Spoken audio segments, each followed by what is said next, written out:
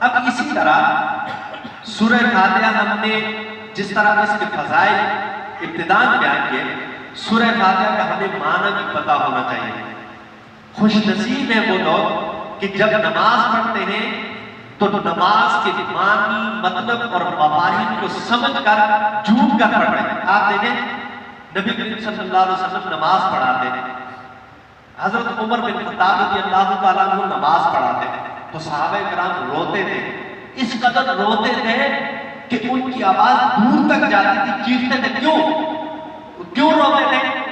وہ جب قرآن پاک اللہ کے اس کلام کو پڑھتے کہ جس میں اللہ تبارک و تعالیٰ نے وحییں سنائی، جہنم کے عذاب اور اس کی ہولناکیاں سنائی، جب اس کے معنی تک جاتے تو وہ رو جاتے، بے ساختہ رو جاتے۔ لیکن اس کے ساتھ ساتھ اللہ تبارک و تعالیٰ نے جہاں جنات تجری من تحتہا الانہار اپنی انعام اور رحم و کرم کا ذکر فرمایا، جب اس معنی تک پہنچتے تو وہ ان کے چہرے مسکرا اٹھتے تھے، کھل جاتے تھے کہ ایک کاش اللہ کی یہ رحمت سے ہم بھی مستفید ہو جائیں، اللہ سے امید کے لیے۔ تو اس لیے سورہ فاتحہ کا ترجمہ آپ کو بتاتا چلوں کہ الحمدللہ رب العالمین، تمام تعریفیں اس اللہ کے لیے ہیں جو تمام جہانوں کا پالنے والا ہے۔ الرحمن الرحیم، بڑا مہربان اور نہایت ہی رحم فرمانے والا ہے۔ مالک یوم الدین، یوم جزا کا مالک ہے۔ ایاک نعبد و ایاک نستعین، اے اللہ ہم تیری ہی عبادت کرتے ہیں اور تجھ ہی سے مدد مانگتے ہیں۔ اہدنا الصراط المستقیم، اے اللہ ہمیں سیدھے راستے پر چلا۔ صراط الذین انعمت علیہم، ان لوگوں کے راستے پر چلا کہ جن پر تو نے انعام فرمایا ہے۔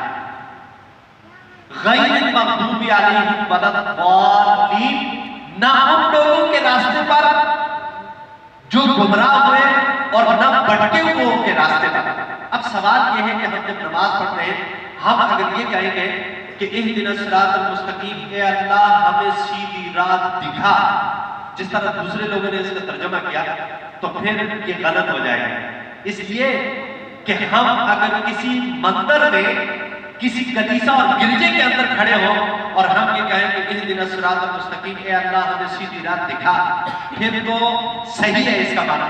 لیکن ہم جب مسجد میں آ کر کھڑے ہو گئے، مسجد میں اللہ کی بارگاہ میں سجدہ و سجود ہو گئے، تو اب تو ہمیں سیدھا راستہ اس نے دکھا دیا، جبھی تو ہم مسجد میں آ کر کھڑے، پھر ہم کیا دعا مانگے؟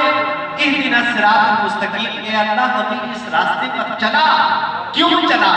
اس لیے کہ جب شیطان کو دھتکار کر اللہ نے اپنی بارگاہ سے نکالا تھا تو اس وقت شیطان نے کہا تھا کہ لَأَقْعُدَنَّ لَكَ صِرَاطَكَ الْمُسْتَقِيمَ، اے اللہ میں تیرے راستے سے لوگوں کو بھٹکاؤں گا، راہ راست سے ہٹاؤں گا۔ تو آج ہم دیکھتے ہیں کہ لوگ نماز بھی پڑھتے ہیں اور شیطانی کاموں پر میں آگے چلے جاتے ہیں، تو شیطان کا وار ان کے اوپر چل جاتا ہے۔ اس لیے گنہگار آدمی جب اللہ کی بارگاہ میں کھڑے ہو، اے اللہ راستہ تم نے دکھا دیا، اس لیے ہم آ کر کھڑے ہو گئے۔ اے اللہ راستہ تم نے دکھا دیا، ہم نے اپنی اس جسم کو، اپنے اس پورے قالب کو تیری بارگاہ میں جھکا دیا ہے، اب ہمارے دل کو جھکانا بھی اے رب تبارک و تعالیٰ تیرا کام ہے۔ تو اس لیے ہم اسی معنی کا تصور کریں۔ پھر یہ کہ اللہ تبارک و تعالیٰ نے فرمایا کہ اہدنا الصراط المستقیم، لوگ کہتے ہیں کہ تم اللہ سے مانگو، اللہ سب کچھ، اس کے بعد جو ہے بقیہ کچھ بھی نہیں، رسول بھی فنا، ہم بھی فنا، وہ بھی فنا، فلاں بھی فنا۔ لیکن اللہ نے جو سورہ فاتحہ کا نماز کا مضمون ہے، اس میں ہمیں اللہ تبارک و تعالیٰ تبلیغ فرماتا ہے۔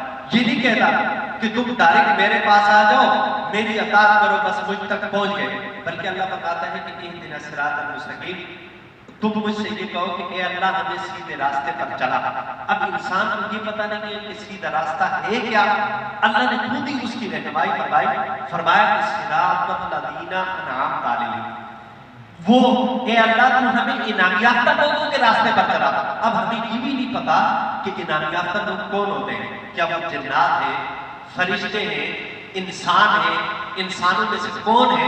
تو اللہ کی ایسی شان کریمی کہ اس نے اس کی بھی رہنمائی فرمائی، فرمایا کہ من النبیین والصدیقین والشہداء والصالحین وحسن اولئک رفیقا، کہ انعام یافتہ لوگ جو ہیں وہ انبیاء ہیں، صدیقین ہیں، شہداء ہیں، اولیاء کاملین ہیں، آئمہ دین متین ہیں.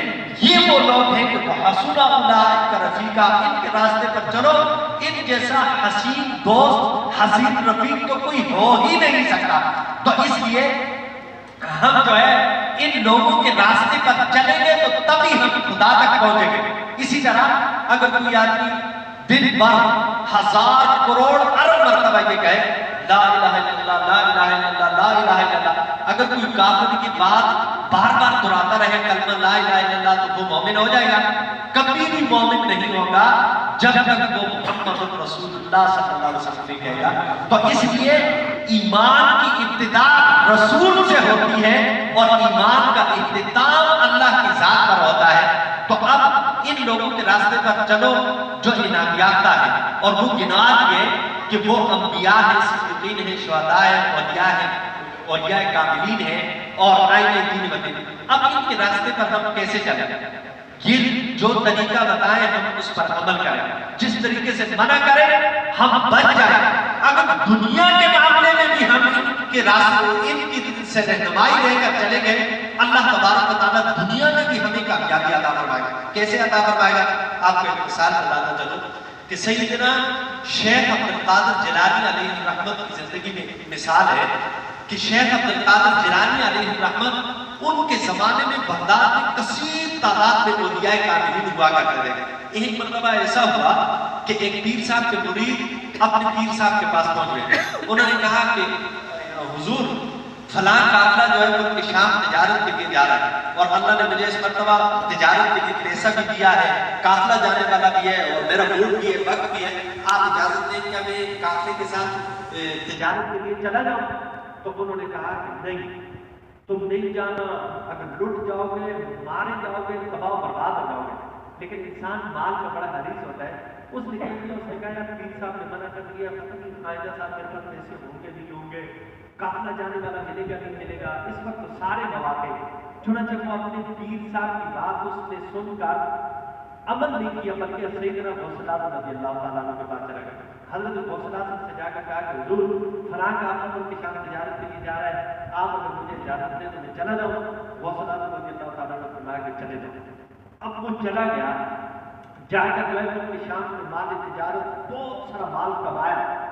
مال کمانے کے بعد جب وہ واپس آیا تو راستے میں ایک جگہ پڑاؤ ڈالا، ایک جگہ رکے. رات کو سوتے ہوئے خواب میں کیا دیکھتا ہے کہ ڈاکو آ گئے. ڈاکو نے ان کے اوپر حملہ کر دیا. ایک ڈاکو اس کے سینے پر چڑھ گیا، اس نے خنجر نکال کر اس کی گردن پر پھیر دیا اور وہ جب ڈر کر گھبرا کر جب بیدار ہوا تو اسے ایسا لگا کہ جیسے میری گردن کٹ چکی ہے. لیکن خواب سے ذرا ڈر سے امن میں آیا، سکون میں آیا. اسے یاد آیا یار میں نے جو مال کمایا تھا وہ تو میں فلاں حمام میں مل گیا. بھاگتے ہوئے چلا گیا، اس حمام سے اسے مال بھی مل گیا. جب اس مال کو لے کر بغداد کے اندر داخل ہونے لگا تو اب اس نے سوچا یار ابھی کیا کروں، اپنے پیر صاحب کے پاس جاؤں جنہوں نے منع کیا تھا، یا پہلے حضرت غوث اعظم کی بارگاہ میں حاضری دوں جنہوں نے مجھے جانے کی اجازت دی تھی. اب اسی سوچ وچار میں تھا کہ اچانک سب اٹھاتا ہے تو اس کے پیر صاحب سامنے کھڑے ہیں. فرمایا کہ ارے بھائی کیوں تردد میں ہو،